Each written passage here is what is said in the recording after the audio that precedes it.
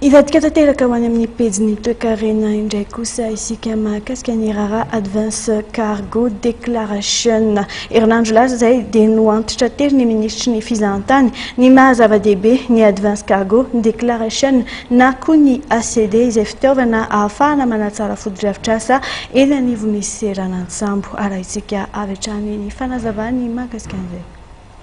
Io anisan'ny fitaovana anankiray ahafahana manatsara ireo foto-drafitrasa eny anivon'ny Seranantsambo.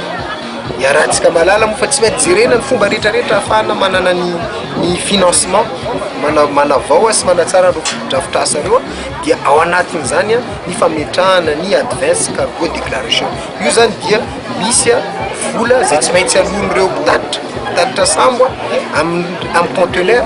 Iny vola resina avy amin'iny zany no ahafahana mampiakatra ny fenitra eo anivon'ireo portsika ireo. Raha malala fa ny ankabeazan'ny portsika any amin'izao dia tsy manaraka ny fenitra iraisam-pirenena fa dia ao anatin'ny antsoina hoe dérogation. Ka tsy mety zany dérogation zany raha mitohy fa dia tsy maintsy mitady lalam-bola zany reny port ireny ahafahana indrindra mametraka ny fototra sy ny rafitra manara-penitra.